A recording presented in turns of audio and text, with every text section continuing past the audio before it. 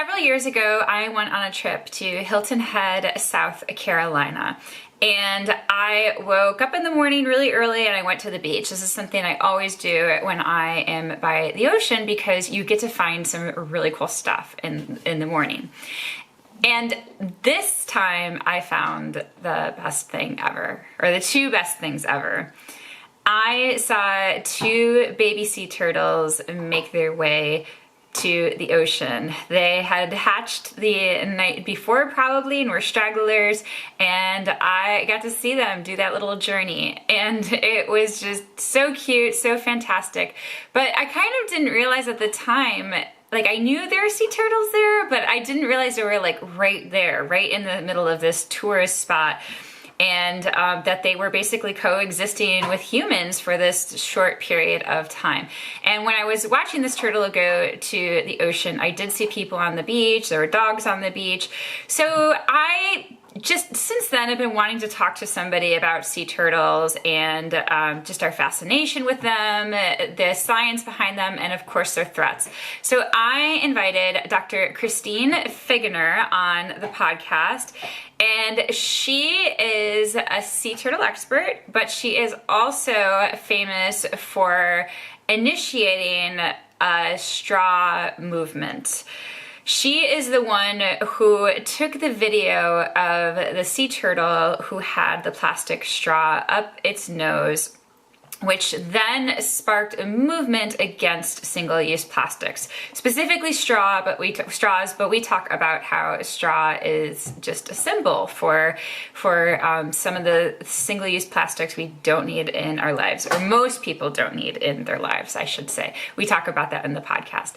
So I hope you enjoy this conversation. There's tons of things that you can do to help sea turtles right from your own home, and lots of fun sea turtle facts.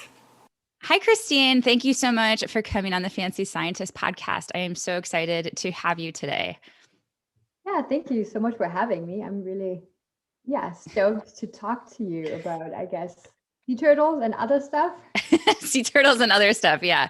Sea turtles, science. Definitely we have to get in plastic and advocacy stuff. But yeah, I've been wanting to have someone to talk about sea turtles for a while, since I was on Hilton Head and I saw a baby sea turtle too, actually, on the beach early in the morning, making their way to the sea. So I've been wanting to talk to someone ever since that. It was a magical experience.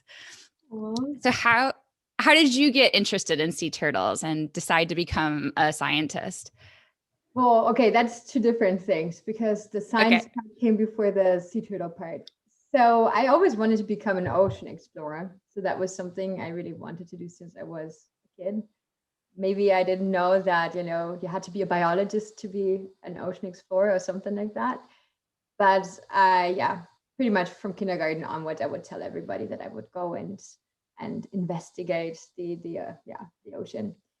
And then I really was a huge fan of humpback whales. So that was when other people were, collecting articles of their favorite boy group. I actually was collecting posters and articles of humpback whales and other whales and dolphins. So that was my big passion.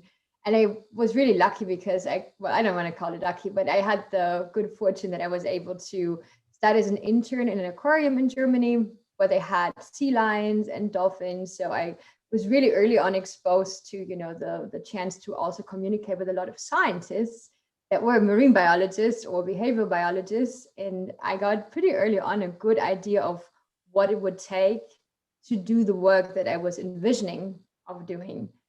And so pretty much throughout my teens, I was just preparing to enter university to get a biology degree. So that meant I was, for example, aware that the scientific literature is in English. I'm from Germany originally, so I was really keen on, getting my English to a level there where I wouldn't be struggling, because I think it's already difficult enough to, to study science. So I didn't want to have the issue of just, also not being able to communicate it or read it in English. So I went, for example, for an exchange here in the US.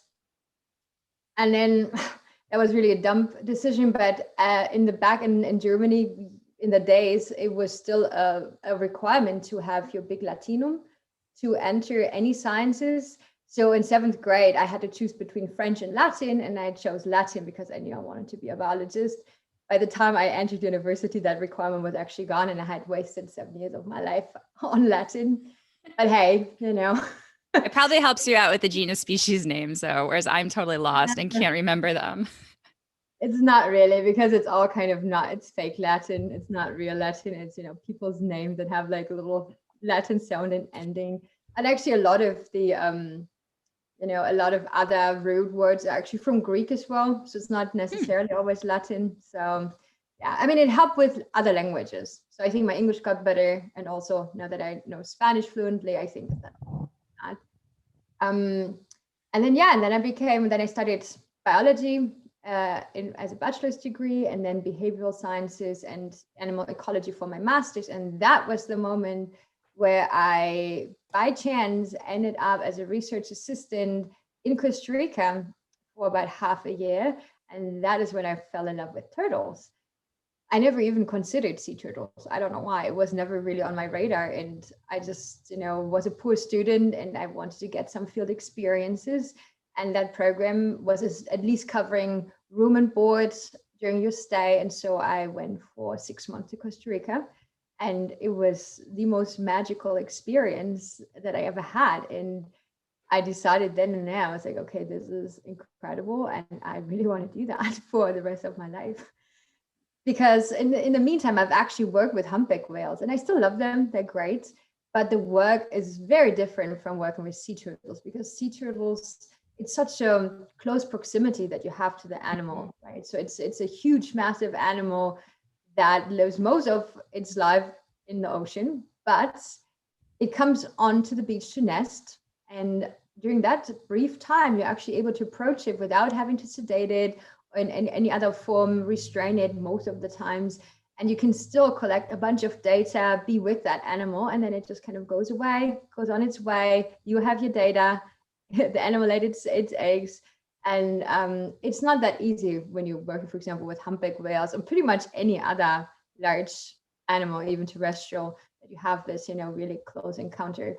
So it's pretty awesome. And what I really also like about sea turtle work, that is really physical.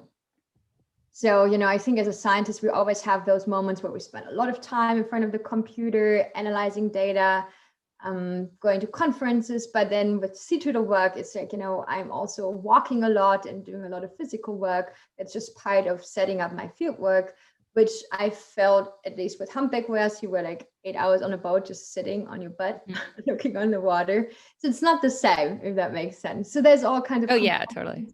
That, I'm really passionate about. And it kind of comes together in sea turtle work. Yeah, it sounds a lot like when you work in Africa and people are like, oh, you're going to get really fit. And it's like, no, I sat in a car all day and drove and looked for animals. I actually got fat. That's so cool. Can you talk about what your job is like now? Because one of the things I talk about on my podcast a lot is careers. And I talk about how when you get a PhD, you actually spend less time outdoors, but it sounds like you're still outside a lot. Yeah. So, I mean, I had a time in my life where I really was opposed to getting even a PhD for exactly that reason, that, I wanted to do the fun stuff. I didn't want to be stuck in the office. Applying for money so my students could go out and have all the fun. And well, I mean, I went back to get my PhD just because first of all, I'm female. So women in science, it's just a little bit more difficult to be taken seriously. And then I was also, on top of that, I'm working in a very male-dominated country, which makes it even harder as a woman. And I had many ideas for my own projects and my own initiatives. And I always had to depend to a certain degree on other scientists to kind of give me, I don't know, the air of seriousness, usually professors or people with a PhD. And I said, you know what?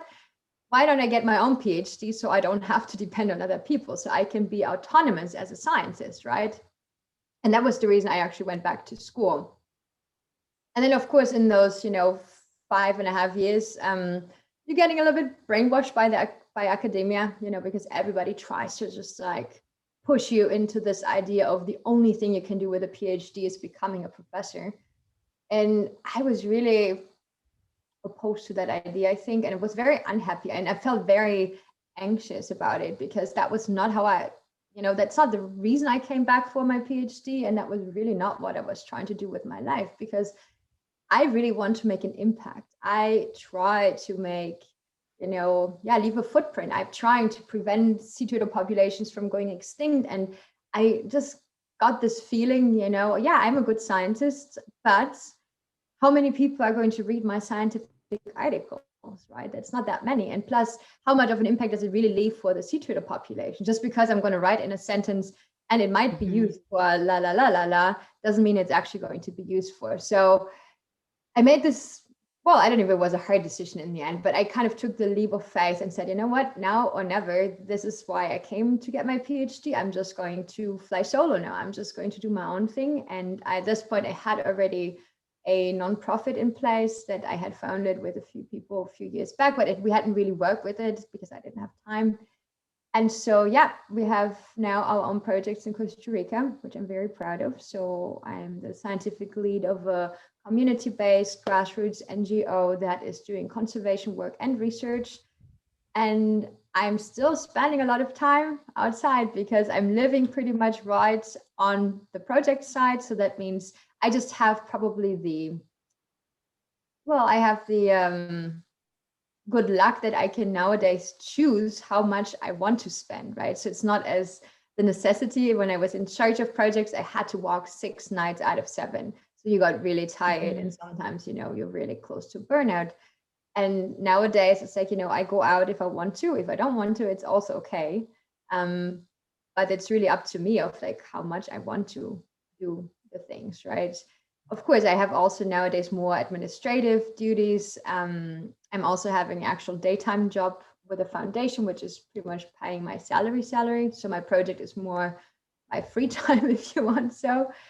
But it's really, I try to combine the best of all the worlds. So because I am a scientist by heart and a conservationist, so I really don't want to lose that. But I also think it's so important to communicate science to the broader public.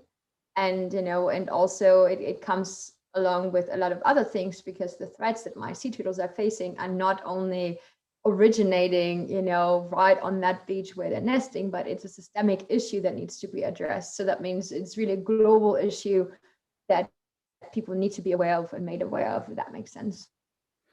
Yeah, totally. I felt a similar transition, and that's why I started this podcast and started moving more towards science communication, because I studied forest elephants. And you're right, like the research can help out the animal and people might read it, but for forest elephants, it's like they're just being shot, they're just being poached, and really the science that would best help them is to understand the human behavior or work at a government level to try to make that change happen. So with sea turtles, the threats there's multiple threats. Would you say that the plastic is the biggest threat to them, or fishing? Well, you know what? Sometimes I find it difficult to rank threats because they're all biggies. Yeah. And it probably depends on the population, on the geographic location, on the species, what might be the bigger one in that certain area. Oh, I love your kitty cat. Sorry, he was distracting me. I had to put him down. And yeah, so I mean, the big 5, is it 5? Well, the big ones are definitely climate change, just because rising temperatures are causing a lot of problems for our population, since first of all, turtles are ectotherms, so that means they need the warmth from the environment to actually stay alive, to keep a certain level metabolic activity as well. And of course, the sex of sea turtles is actually determined by temperature. So that means with rising temperatures, we are overproducing females, as basic as that. And that is pretty much the thing that we can see globally. Then the other biggie is ocean pollution. That includes plastic pollution, but it also includes oil spills, it includes fertilizer and pesticide runoffs from our farming practices, and diseases such as fever papilloma, which is kind of a weird cancer disease that we have in sea turtles, where they just grow these massive tumors on their soft tissues. And seems to be caused by a virus that is similar to the human papilloma virus. But it also is a virus that seems to be related to, environmental pressures. So there could be carriers of that virus in the population, and nothing happens unless you have those environmental pressures that are actually triggering the virus. So it's a little bit like the herpes virus that produces the cold sores in humans. You have it in your body, but nothing happens unless you get fever, you're getting stressed, and all of that.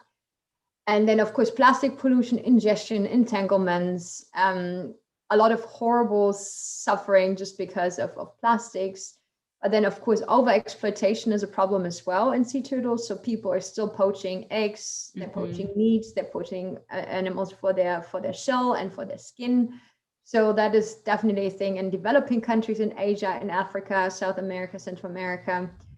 And then, of course, fisheries. That's the other biggie. So we are losing so many turtles due to incidental bycatch as well. So the industrial fisheries is mainly the culprit because they just don't use the capturing techniques that will prevent bycatch. They are not checking the nets often enough that will prevent the death of a turtle that gets entangled. So it's really difficult. I really don't want to rank it because, it all leads to death and suffering. So in terms of what people can do at home, can you give some recommendations that will help out sea turtles? Yeah, I mean, in general, it's really about lifestyle, right? So if you are combating climate change by your lifestyle, so that means if you're trying to reduce your carbon footprint, that means don't go by car so much, take a bike, don't eat so much red meats. That all helps already to combat climate change, which in turn will also help to reduce temperatures later on. Of course, I mean, the same thing with plastic. So, plastic will end up in the ocean, no matter if you disposed of it correctly or not. It's just we have too much plastic. We're overusing plastic, which is a substance that is meant to last for literally centuries. And we're using a lot of times for things that are only, happening a few seconds or a few minutes. So it's a totally misuse of a material. And that means the only way is really reducing our plastic consumption if we want to be in any way or shape or form able to kind of stem the flood of plastic that we have in our environment. All that said, of course, I don't want to lie. I mean, the big polluters, carbon emission as well as plastic, are of course the large companies. So it's also a lot of times about getting political. So try to get representatives in your government that will actually do something that will be in favor of regulations that will be, regulating exactly those major polluters. And if not, I mean, at least as a consumer, you have a certain degree of control as well, because you do vote with your dollars, right? So if you go out and eat, if you go grocery shopping, spend your money in businesses or with businesses that actually do a good job of trying to make a difference, and just don't support the ones that are not. So I think there is, sometimes I feel we have so many issues and so many crises on our planet that I feel it's a little bit overwhelming. And I always try to give people at least the sense that they control at least a little part of it if they do make their part, and it's not just them. There's so many other people out there that are feeling the same thing and want to make a change. And I think if we're all coming together and do something, that can definitely have a massive impact. And are you completely plastic free then? No, I'm not completely plastic free because I'm sitting on my computer right now talking to you. Yeah. Plastic. And, there's so many other ways as a scientist I cannot avoid plastic. And you know what? Sometimes I'm getting really frustrated with this idea that, you have to be perfect. I think I'm pretty good compared to a lot of other people. So I have, I usually don't do single-use plastics per se. I have reduced my plastic consumption within my household by a lot. So if you look into like my cosmetic bag, most of the things are made from glass, for example, or I use shampoo bars and face soaps instead of, using actual bottles, plastic bottles with stuff. I'm making my own cleaners, my own toothpaste. So there's ways of how you can do it. But the thing is also, it's like, I know that it's not always that easy to do all of that, you have to have a little bit of time, at least in the beginning, to even figure out where you, for example, if you go grocery shopping, I mean, yes, there are plastic-free options. There's paper, there's glass, there's aluminum, but a lot of times you really kind of have to invest the time to figure out where you can get all those things first. And every time you move or you're in another country or you're traveling, it is really, really challenging to adhere to all of those rules if you set them for yourself. So for example, being back in the US right now, I'm super frustrated just because it's everywhere. And if you're not paying attention, you go into a restaurant and you forget to ask, please no straw, they will shove that straw into your face.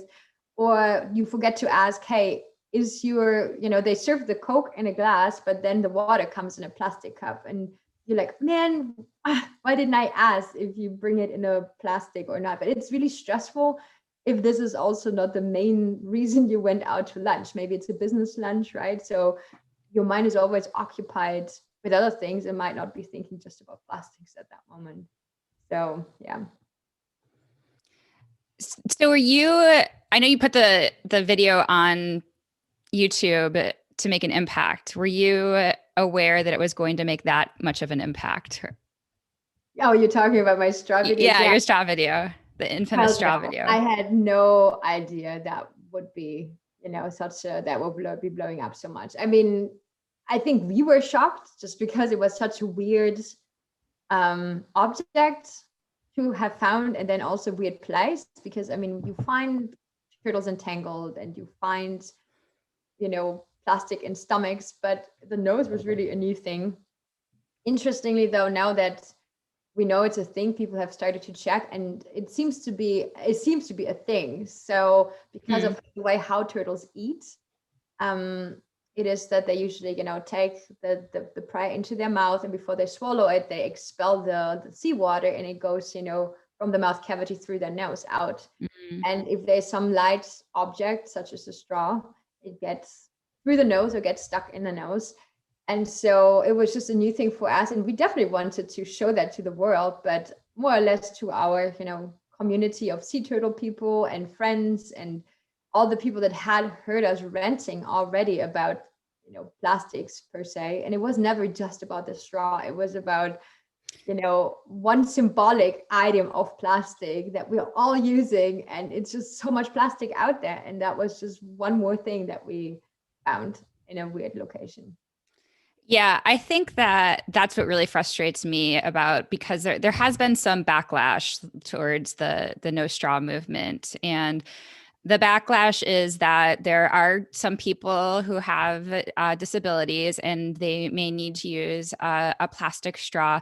And then others are like, well, plastic straws only make up like a small percentage of all the plastic waste. But you're right, it's a symbol. And also, like, I always feel like the straw for most people is so unnecessary. Like, you're right, you sit down in a restaurant and they just throw a straw at you. And even when I've asked for no straw, they're like, oh, I'm sorry, it's automatic, because that's the way we're trained. So it's really just about not like getting rid of every single straw in existence, but it's about just retraining the behavior to have the consumer ask for a straw or have metal straws or paper straws or something. But I also have to say it is mainly a problem in the US. So, I've lived here while all of that happened. And now being out of the US, I'm just like, yeah, that's right. The rest of the world, for some reason, doesn't need straws for everything. So it's not such an issue, because it's usually you don't get one in Germany, for example, unless you ask for one. It's just, why would you give? Yeah. So it wasn't, so in other countries, you pretty much sit down and you don't get a straw unless you ask for one. That's just the baseline. I'm trying to think of when I went out to eat in other countries. Yeah, that makes sense. So, I mean, that's good that there's no change really there that's needed. It's just the US, and Americans don't like to be told what to do. So yeah, I mean, the US is a huge country of conveniences, right? I always joke about that, the best symbol is like, I don't even want to say any brands, but a famous coffee shop. So you're driving down like a 4-lane road and there is like no actual, pass over. So you have to build it on both sides of the road just so it's convenient, right? So nobody has to go onto the other side, God forbid. And I think it says so much about, how fast, and of course they want you to consume, right? You are such a capitalistic country. Right. It's all about consumption and they want to make you consume and fast. And so that means it needs to be quick and throw away so you can consume the next thing. And nobody needs to worry about washing up and cleaning up. So for that video, did you do anything to help make it go viral, or did you just like put it on there and then like the world took over? Yeah, I don't know. If I would have the recipe of like how things go viral, I think I could make a fortune. I do not. I have so many people asking me, it's like, so I would love this video to go viral. Can you help me? I was like, no. I mean, it's just really about touching people at a certain level. I mean, that's really I think, what it was about. We analyzed it so many times afterwards. What was it about this particular video? Because if you Google on YouTube, there's so many rescue videos. And I think the only thing I can think of is really it's all about the suffering of the turtle, right? It's about a close-up of an animal that is in acute pain of an object that is so common. It's a straw. I mean, everybody has used straws before, so everybody maybe feels a little bit guilty as well looking at it. It's because it could have been your straw. I don't know. I mean, that's also just an intelligent guess. Does that inspire you to make more videos then and like better like more storytelling videos with production and things like that? Well, it has inspired me, but it's not really that I have done it. So I'm a photographer and have been a photographer for a while. So I haven't really used video a lot before that particular video. And I have tried to do a little bit more videos, but the thing is, though, I'm really a total, like I haven't really had time to get into video editing or any of that. So I would really have to dive into that in order to do a better job, because I think my standards are also pretty high, which is not great.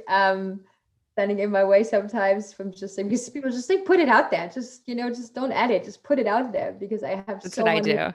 Yeah, that's good for you. I mean, I need to get over it.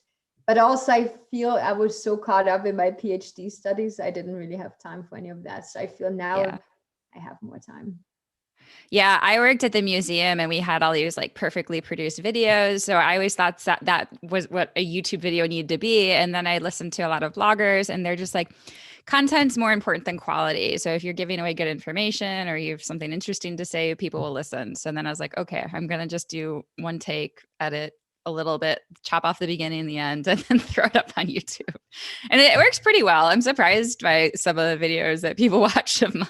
I'm like, I can't believe they're watching that. But why do you think people like sea turtles so much? Because usually when we think of the charismatic species, they usually tend to be mammals and furry and cute. And I think sea turtles are cute too, but they're, they're reptile and like, it's just a non-mammal. So what do you think about them that makes them so attractive and likable?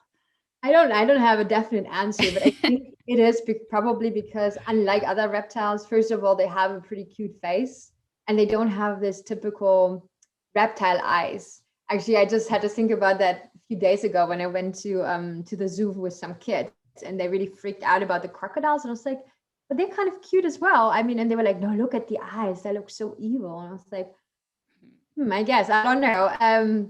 But yeah, I think that might be the reason why that sea turtles don't have this, reptile eyes. But then again, why is it sea turtles and not all the other tortoises? I mean, I personally find tortoises super cute, but I guess a lot of other people don't. Yeah. I did some research on kids' perceptions of animals, and it's just really interesting, like why people like certain animals and why they don't. It's yeah. I mean, so Nemo go ahead. probably helped as well, right? I mean, Crush in Nemo is a sea turtle. Yeah. So, this kind of cute take on sea turtles. I mean, there's a lot of false information there as well, but definitely a cute animal that people can relate to. So, what's the false information? Well, first of all, baby turtles don't stay with their dad. Actually, the dad is gone the moment he has deposited its sperm into the mother, and then it's just like, okay, goodbye, see you. Is this? Maybe. Are we talking about Finding Nemo, or is there a different movie? Okay, I'm trying to remember. I saw Finding Nemo a while ago, so I don't remember that together. Okay, sorry, but go ahead. What else is? What else is it's like traveling with his kids, so that's definitely not a thing. Yeah. And then the other thing is, of course, that they don't travel in groups. They're not social animals. So the only time they really meet up is when they're mating, right? So it's not like family groups travel together. But it's of course a cute idea that people like. It worked. But definitely false information, which I find interesting because Finding Nemo had a lot of other good information as well about the ocean, but that's definitely, that one was not that great. How do sea turtles find each other to mate?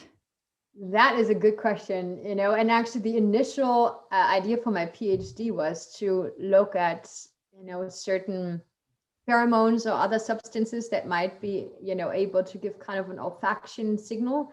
Because I always wonder, what? You kind of swim in this vast ocean and then you kind of have to meet up with, not just a female and a male, but you also need to be in the right, cycle. But I think it might be just a geographical thing. So it's kind of like, okay, let's meet in August, like in front of so-and-so beach. That's probably the easiest explanation. I don't know. I don't think there is a definite answer to that. And I remember, like, I guess close to 20 years now, 15 years, when I was working at Animal Kingdom, Disney has a beach resort, Vero Beach, and they do a lot of sea turtle work there. And I remember then, like, a big question is, where do the juvenile sea turtles go? So, they're babies, they hatch, they go to the ocean, and then at that time, they tended to be caught, I think, when they were like 20 or 30 years old, and like nobody had any idea where they went or what was up with them for those 20 years. Has there been research on that since then? And can you update us?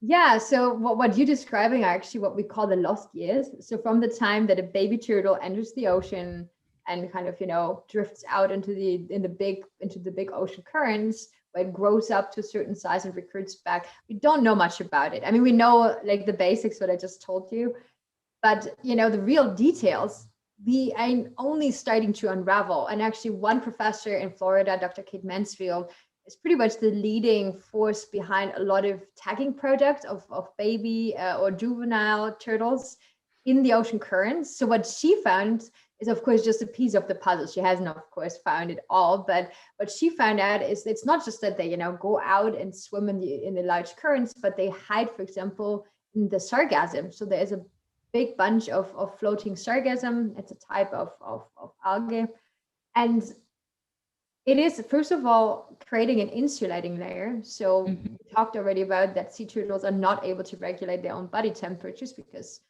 they're cold-blooded, or ectotherm in the smart term. So that means in order to protect themselves probably from temperature fluctuations, the sargassum is perfect. Also, so sargassum attracts a bunch of other animals. So they have like this readily available food source right there. And they have camouflage from predators. So, they just kind of hide in the sargassum. They're invisible for most fish. They have the food right there. So that was a really cool discovery, actually, because we didn't know how it really worked. We knew, okay, there's ocean currents. We sometimes find those turtles in there. And then at a certain amount of time, we see them in coastal waters all of a sudden, right? So it's really difficult, for example, to say how old a turtle is, because you can't just look at it or take a blood sample and say, oh yeah, that turtle is like 14 years old or 45. So that turtle has to die, and you take a part of the bone, the humerus bone to be exact, and then you look at the rings. So it's similar to trees and temperate zones where you have rings for each year. And so you can estimate of what age that turtle died by or how old it was when it died. And so that way, and some kind of interesting tagging projects also led to the conclusion, okay, it takes about 20 to 45 years to reach sexual maturity for most species. Yeah. It's a long time. A long time. In a lot of places where sea turtles used to nest, there has since been development. And this actually, I got this question originally from Emily Ratznkowski. I can't remember her. She's a celebrity. She's a model celebrity. And on her Instagram, she was holding a baby sea turtle. And it upset me because all sea turtles are threatened or endangered. And I thought it set a bad example. But then I learned that because of development on beaches, that a lot of places will actually dig up the nests, and then the sea turtles will hatch in their facilities. And then like tourists will participate in their release back to the ocean once they've hatched. Can you talk about those programs, and like, do you think that it's good for people to be engaged in that type of work? And what about putting pictures on social media? Yeah, the thing is, the problem is always when those pictures are put onto social media without context. So because there is a lot of bad programs out there, I'm going to say that just as it is.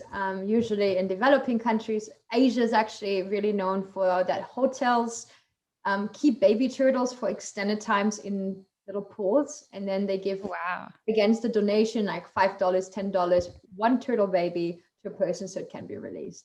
So this is against everything that you should be doing, right? So first of all, baby sea turtles actually imprint on the beach that they're born.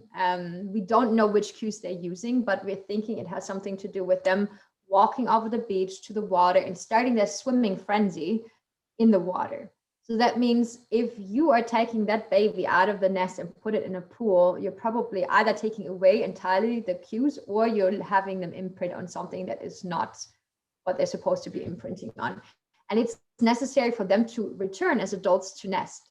So that the second thing is that baby sea turtles usually hatch in a large group, because it is a certain amount of protection, because they're tiny, and everything that is able to swallow a baby sea turtle will do so pretty much. So that means there's birds, there's fish that just wait for those babies to hatch. And so that means if you have, if you kind of separate the groups and just like have one baby turtle that you're sending out into the vast ocean, the chances that this one baby turtle is eaten are extremely big. So that's the other thing. And the third thing is, so the babies absorb their yolk back that has been nourishing them throughout the incubation by the time they're born. And that yolk back provides energy and nutrition for the first weeks up until they make it to those big ocean currents that I just talked about, and they're able to start feeding. But if you keep them for like a week or longer in some swimming pool, then they're using up all that energy that they should have used to swim out into the ocean currents.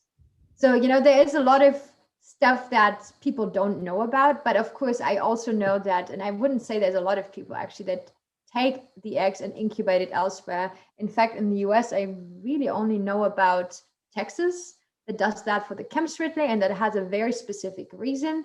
And then those releases are made public usually, but it's not that it's, as far as I know, that people are actually allowed to hold a baby turtle, touch it. First of all, also, I hope she wore gloves. No, because there's a lot of, stuff that we carry as humans that we might be able to pass on to sea turtles, right? Let it be sunscreen, or you've been smoking a cigarette, or even worse things that are not very good for an endangered species to start with. So I love getting the public involved, but I think it should be under supervision, and it should be not impeding kind of the natural behaviors of baby turtles, if that makes sense. Yeah, absolutely. I think this program was in Mexico, and I posted about it on Twitter. And another sea turtle biologist pointed out that some of those programs do good. So I was kind of caught off guard. Yes, some of them do. And, you also have to, and that is a really harsh kind of thing, but it kind of goes into the whole thing with the zoos as well. Like, okay, this one turtle she held up was the ambassador for an entire population, entire species. So how many people were really excited about this and really maybe started reading up on sea turtles or started supporting a sea turtle project? So maybe that one turtle that was in her hand has led to a lot of positive impact, for sea turtle populations worldwide. So sometimes I feel like vilifying, sometimes, things like that, it's super difficult. I would wish that people would be way more aware, but a lot of times it's also ignorance. Of course, she probably listened to what somebody told her somewhere. She probably didn't have enough information to provide. So then it was just what it was, right, when she published it. So if somebody sees a baby sea turtle on the beach, like I did, what should they do? I'll tell you what I helped escort it to the ocean to make sure that nothing got it. But now I realize it was probably someone else's food since it didn't have all the other hatchlings. Yeah. But what should somebody do?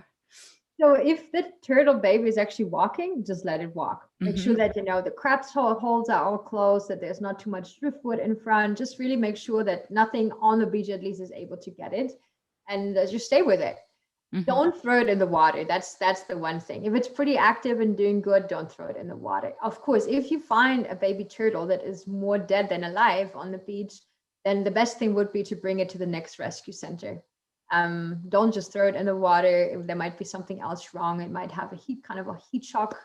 Need to revive a little bit, and usually the best time to release baby turtles is really when there is not much sun on the beach. So either because it's raining or because the night has fallen or the day hasn't broken yet. So that is like the best times that you should release baby turtles. But yeah, usually, people tend to always feel the more they do, the better it is. But sometimes it's really about just stepping back and making sure that nature can take its course, and well, without the predators, maybe the natural ones. Mm-hmm. But I just kind of let it happen. Just they know what to do most of the time. Well, I think that's a great note to end on. They know what to do. So let them go and reduce your impact so they can do their thing. Thank you so much for being here. I had such a great time talking to you, and I learned a ton more about sea turtles, especially the beach thing. I didn't know that it was so complicated. The question about doing these releases. I didn't know that sea turtles got so much from those little eggs. Yeah, that is definitely. But it was a pleasure nerding out about sea turtles once again. Yeah. Thank you so much. Thank you once again, Christine, for that interview. You can find her at seaturtlebiologist.com. She also has an Instagram at seaturtlebiologist and a YouTube page, Sea Turtle Biologist 2. If you want to look her up, her last name is spelled Figgener. You can also check the show notes for things that you can do to reduce your plastic consumption and help out sea turtles by mitigating your effect on climate change. You can head over to the show notes or just search fancyscientist.com. I have a blog post and videos about reducing your impact on climate change and about some tips on how to reduce your single plastic use so you can help out the cute little turtles and other ocean critters out there. Thanks again, and I hope you have an amazing day. Be kind to animals and be kind to each other. Bye.